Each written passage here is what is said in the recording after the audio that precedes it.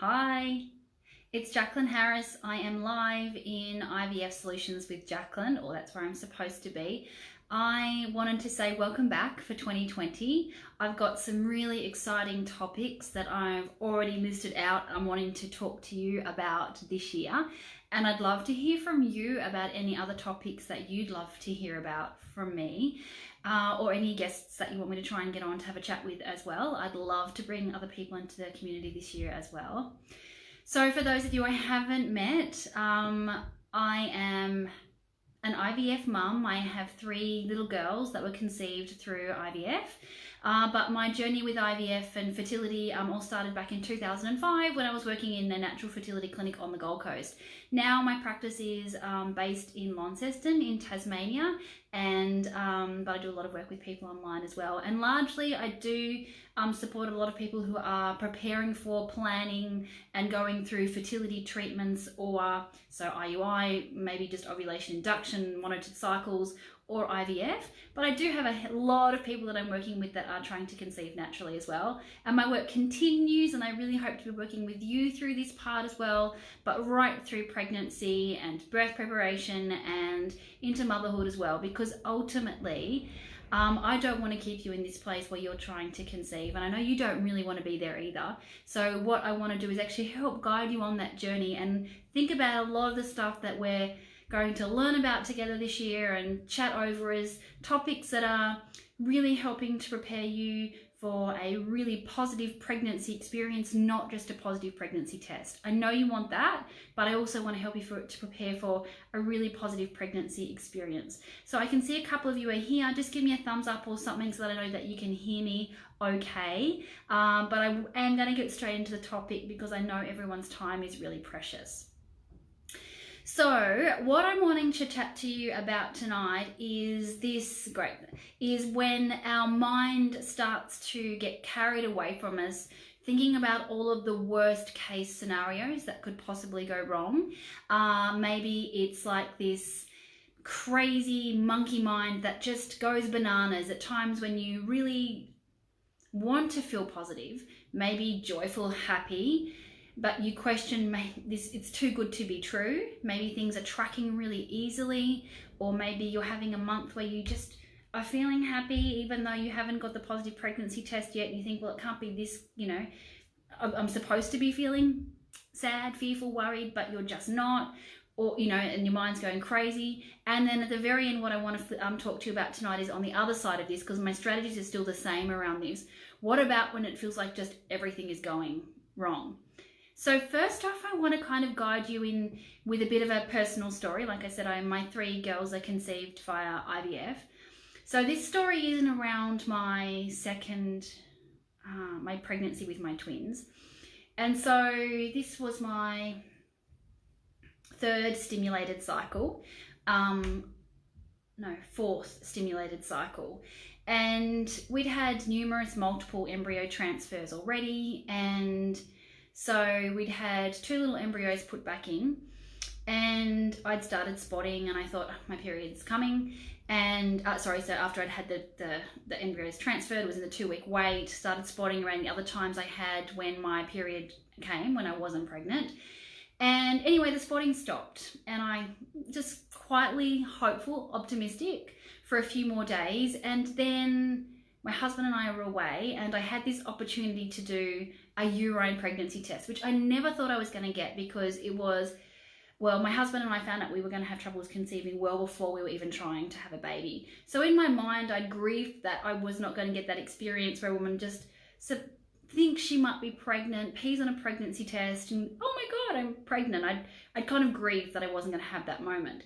Regardless, I wasn't quite due for my blood test with my IVF clinic yet, but I was suspicious. So I did a urine test, came up positive, and we went out for breakfast, celebrating the fact that I got this positive pregnancy test. And then when I was at breakfast, I started getting some spotting. And so in my mind, I just automatically thought, well, something's going to go wrong. It's not going to hold. I'd had a chemical pregnancy before, which I hate the name of. And so I thought maybe it's that. Anyway, the rest of the day went on, no more spotting. So all my family knew that we had been going through IVF and we'd be coming up to finding out our results. So I sat there with my little girl. She was 2. She was oblivious to what was going on. And my mum and my dad and my husband and I said, guess what I did before breakfast this morning? They weren't really paying a lot of attention to me. And I said, I did a pregnancy test. And they're like, and I said, and it came up positive. And I immediately went to, but I've had some spotting and I'm not really sure if it's going to stick and I haven't had the blood test yet. So my mind started going off on this tangent of, well, it's too good to be true. It can't be, it's not going to stick. Maybe I won't get a positive on the day of my clinic's blood test. I was supposed to do a urine test in the morning, which was still 2 days later. Maybe I won't get another positive urine test. My mind went off with, I'll never get the positive blood test. And then, I said, maybe it's another chemical pregnancy. So it was all these buts in my mind of all the things like that could go wrong. So when I'm talking to you tonight with some of my ideas and strategies, I'm genuinely talking from my own experience, and I'm not perfect on this. This is still stuff that I'm trying to practice in my own life now, not just around fertility. So I'm not going to pretend to you that, I knew this stuff. I'm not going to pretend to you that it was, you know it once and my brain didn't go off on a tangent again. So I don't want to pretend. I still struggled, still had those thoughts. But looking back, I was like, oh man, I wish I had had these strategies actually written out for myself so I could have practiced them. So that's what I want to help maybe you with. Like I said, I'm still using these in my life now. So this for me kind of, when I was writing out my topics, what I wanted to speak to you about this week, I was watching, wrote up the topics, and then last weekend I'd finally sat down to watch The Call to Courage by Brené Brown. I'd watched half of it, but I hadn't watched all of it. If anyone's here watching with me now, give me a thumbs up or a heart or something right now and let me know whether you've watched The Call to Courage by Brené Brown on Netflix. So I had been meaning to watch this show and just hadn't got to the end of it. But in her talk, she's hilarious. She's a researcher, a social researcher, but a really entertaining speaker as well. So you must watch it, JD. She's amazing. Very, very entertaining. My husband sat down and watched it. We were laughing at her stories, and it's a very good talk. And in this presentation, in her talk, she was discussing how she calls it like the dress rehearsal. And it's like something good happens and all of a sudden our mind diverts to a dress rehearsal of all the worst case scenarios that could possibly go wrong. So she talks about how we find it hard to lean into joy, and to protect ourselves from leaning into joy or to interrupt that feeling, we dress rehearse all the stuff that's potentially going to go wrong. So when I had written up my topics and then I heard her say that, I was like, yeah, this is the first one that I definitely want to talk about, because I know that I've struggled with it and I'm sure that maybe you're struggling with it. That's why you're here with me. So again, the talk is called The Call to Courage by Brené Brown. So I highly recommend you look that up for a whole bunch of other stuff. So what I've got for you tonight are 3 steps that I am going to talk about to help you when your mind is going off on that tangent. I guess before I go through my steps, let me know, like, is this something that you experience too? Does your mind do this for you? Like, I work with a lot of women in clinic, and so I hear these stories. But I'd just love to know if any of you here tonight are actually struggling with this. Is this something that you've faced either in your life in general, because this is not unique just to fertility, or whether it's something you're experiencing your own fertility struggles or through your own IVF cycles. I could imagine it could come up at times, and I've heard women say, it could come up like, oh, the first scan, maybe the follicles are looking amazing, and you think, well, maybe the next one won't look so good, or maybe they'll grow too fast, or maybe they'll slow down, or rather than just feeling into the first scan is great, or maybe your hormone levels are looking amazing and you think, well, maybe that's just this cycle, and next cycle when I'm doing the IVF they won't look so good. Or I'm sure there's things like that you probably experienced at some point in time, or maybe it's a partner's semen analysis, like, wow, it's really, you know, he's seen an improvement this time around, but, you know, well, we've got so-and-so's wedding coming up and there's this happening, and we might have put on a bit of weight over Christmas, and maybe it won't be so good next time around. It's sort of just like this tangent we go off on, like we're just feeling too hopeful or too positive or joyful, so we try and cut that out. Self-sabotage, I think it is. So my 3 steps, and I want to keep this short tonight because I'm thinking that this year I probably shouldn't ramble on for 30 minutes every time I do these. Let me know what you think, but I think sometimes I can talk too long. My 3 steps that I think you can work on, the 3 Ps. The first P is to prepare.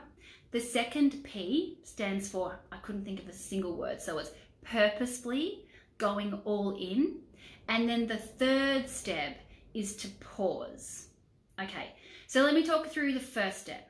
When your mind starts going off on a tangent of all the things that could possibly go wrong, like all the worst case scenarios that could possibly go wrong, the first thing I want you to do is, well, get prepared, take the action, do all the things that you know.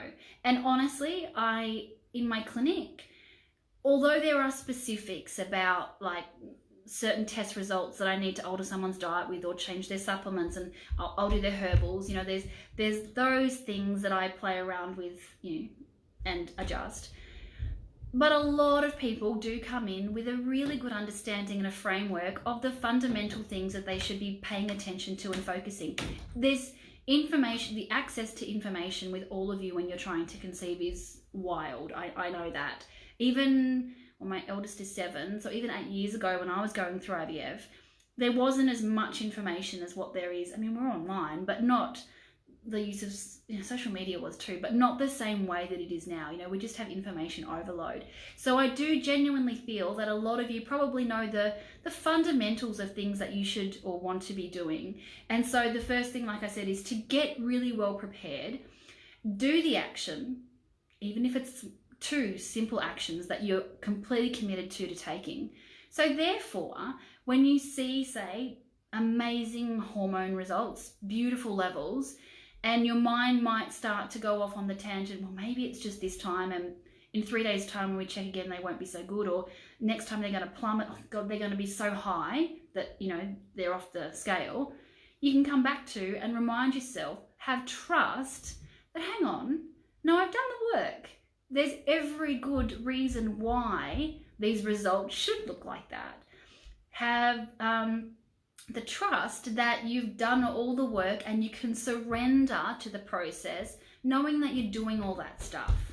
So I feel like if you really know you're preparing yourself and you really know you're taking the action that you want to be taking, and another side note with that is, sometimes we know the actions, but we don't necessarily do them.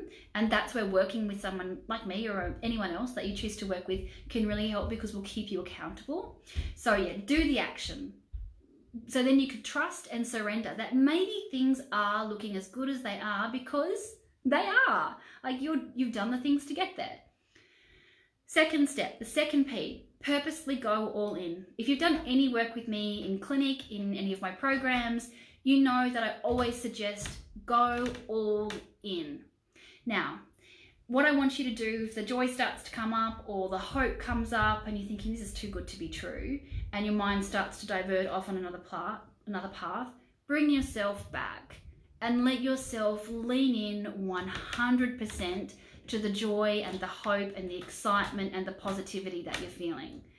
I can guarantee you, with every woman that I've seen in clinic who's had heartbreak, fear, anxiety, worry, grief over any fertility cycles, treatments, pregnancy loss, anything like that, there is no way they could have ever protected themselves from the grief, heartache, fear, worry, anxiety that came up when the circumstances didn't go the way that they wanted to.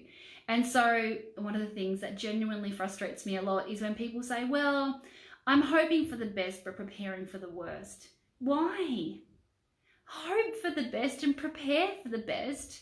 And on the flip side of that, if you go all in and give it everything you've got emotionally and lean into all the joy and the hope and the positivity and the excitement, if the circumstances don't end up the way that you want to, I know with my hand on my heart that somehow you're going to find your way to navigate through those emotions. It will hurt and it might be hard when it doesn't go the way that you hope, but somehow I know you'll get through it. So trying to protect yourself from the joy, or say, well, I won't lean into it so then I don't feel the grief, the heartache if something goes wrong, it doesn't work. You're still going to feel it. So once you've prepared yourself, and you trust that you've done all that you can do to get prepared, go all in with the joy and the hope and the positivity and feel into it all, because that might honestly be one of the most beautiful memories that you have looking back for years to come about a cycle, or about the time you got to pee on a pregnancy test and it came up positive and you never thought you were going to have that moment. That, like my story, like I got that moment and I tainted it with a bit of the buts, and it doesn't matter. It's still one of my most beautiful memories. But I could have lent in wholeheartedly, and I know that I would have still been somehow okay to deal with grief if it hadn't have worked out. So they're my first 2 steps for you. And my third step is I want you to celebrate the little moments. So celebrating all the small, maybe ordinary moments in the time when you're feeling the joy, the positivity, the hope, and the excitement, flooding your subconscious mind with all of those small, maybe they're big celebrations, like the positive pregnancy test, or maybe they're small celebrations like, I don't know, looking at your partner's eyes and feeling really happy, or maybe it was something small like the sun shining in on your arm when you were driving home from your appointment with your doctor, or you took the afternoon off after a frozen embryo transfer, and you and your partner or a friend went out for a nice walk on the beach or a beautiful cup of tea. Or celebrate all those small and ordinary moments. If they're wins, celebrate those, but if they're just ordinary moments, celebrate those too. So celebrating an ordinary moment can be like taking a snapshot of it in your memory and really feeling into it, so that when you come back and picture that memory, you actually feel the joy that you had in the time. It might be verbalizing it, so you might say it out loud to your partner, to a friend, to your the midwife or the nurse at your IVF clinic, or anyone. Or it could be writing it down. So you might journal the gratitude that you have for the ordinary moments, or you might write a list of 20 things that happen every day that you're feeling like celebrating, that you are really happy and positive about, because feeling into all of that can really help us stay on track with the joy and the positive thoughts and the happiness. And so when our mind goes off on a little tangent thinking about something that might possibly go wrong, we can easily access and come back to all those small moments that are making us feel really joyful and happy and positive. So they're my 3 simple steps for you that I want you to focus on if your mind's going off on tangent. Get prepared and be prepared, so you can trust and surrender that there's a very good reason why you feel so joyful and hopeful and positive. Secondly, purposefully lean into those feelings. Go all into them. Be in them, lean into them, enjoy them. And the third thing is to just pause and celebrate all the ordinary moments that are making you feel happy, joyful, positive, all of that stuff. Now, the reason why I wanted to touch on tonight about what do you do or how do you cope when things are just, you feel like things are going wrong, like you're getting knockback after knockback, and that's the way that it feels. The reason I want to touch on these 2 things simultaneously is because I think the same 3 steps apply exactly the same, whether it is that you're getting knockback after knockback. And look, on the fertility path, sometimes there are times that are really tricky, and they're a part of they're a chapter in that story, a piece of the puzzle of that story. And those 3 things still really apply. So let's switch our minds for a minute and imagine a time when you've had a few knockbacks, a few setbacks. And if you can't think of anything in your fertility journey, that's awesome. Maybe think about something at work, when a project got a few knockbacks before you got it going, or a relationship with a friend that has had its few challenges and that kind of stuff. Think about how you could implement, how these 3 steps could help you through that as well.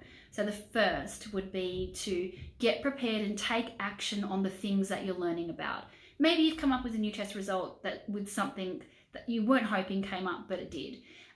So what could you do to take action that might potentially help to improve that? The second thing would be to purposefully lean into whatever you're feeling. So in this scenario, the purposefully leaning in feeling is probably to things that don't feel good. So they might be sadness or worry or disappointment or anger, any of that stuff. Lean into those feelings, because the only way we can move on from them and move through them is to lean into them first. So lean in purposely to whatever comes up when you feel like you've had that knockback or setback. And the third step, which we said was to pause and celebrate small moments or small wins, can really drastically change our mindset and change the way we're coping when we feel like things are really hard. So really simple, writing down, like I said, 10 things that made you smile that day. And sometimes when days are hard, we might feel like we've only had 10 smiles. It might have been a cup of tea your partner made you. Like I said, it might have been going for a walk. It might be a bird chirping in the window. And these things sound so insignificant. I'm in myself in a habit now where every single morning, I've been doing this for years now, every single morning, as soon as I wake up, it's automatic now. I think, what are 3 things that I'm grateful for this morning? And often it's similar things, like, well, not here in Tassie in winter, it's not the same similar things, but right now it's like, it might be the sun is shining through my blinds, there's a bird chirping in the window, and it's a beautiful morning to go for a run. Or it might be, I had a really lovely night with my husband last night, the sun's coming through the blinds, and I've got a full day of patience today, or whatever it is. Just, I've got myself in that habit now of just saying automatically, I'm not even awake yet, but it's just what comes into my mind.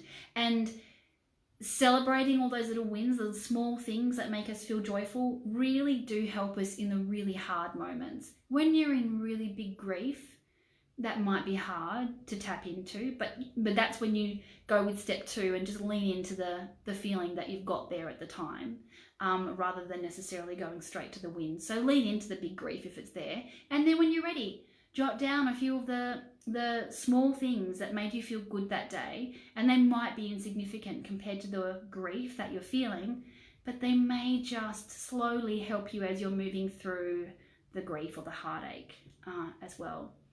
So that is what I wanted to talk through with you tonight, and I do really hope you find those 3 steps helpful, whether your crazy mind is going off on tangents of all the possible worst case scenarios. Maybe things just feel too good right now and it can't be that easy. So here, this could go wrong or that could go wrong. I hope those 3 steps are helpful. Or if 2020 has thrown you some big blows at the start and you feel like you're up against, another setback, I hope those 3 steps also help you in a daily way at the moment to kind of move through it. So before I finish up and head off, because yes, I've already been talking for longer than I intended again. Remind me next time not to talk for so long. But before I finish up, is there any questions that you have for me around this, or any thoughts that you have around what I've shared, or is there anyone that wants to share an example of how we could actually implement this with something that you're struggling with right now? There's always a bit of a lag, so I'm going to give it a few seconds to see if someone wants to write something to me. Look, if you don't, that's totally fine. Either put a comment in the video when you watch it, if you watch it again, or if you're watching this as a replay and you come up with a question or a way you want me to kind of put this into practical reality as an example, drop it in the comments, and maybe everyone can learn from your own experience. I'm really excited to kind of reconnect with you all again in here this year. Like I said, I've got my longest topics already that I want to go through with you week by week, but I'd love to hear from you. Inbox me or put a post here in this group and let me know about any topics that you're struggling with, like this, about emotional struggles, physical struggles, all along the spectrum. For me, my support with fertility and IVF support is on all levels. So it's very much about the emotional and the mental and spiritual, but also very much about the physical. And I really think that to get you in your best health and ready for a really positive pregnancy experience is to work on all those planes as well. So any topics on all of those areas are all things that I'd love to kind of, consider too. So I'm going to sign off for tonight because no one's written any questions that they've got for me here. But if you do have them, please make sure you reach out to me, and I look forward to connecting with you next week about another really exciting topic that I hope will be helpful for you on your fertility journeys. I really do hope that 2020 is an amazing year for you. Bye guys.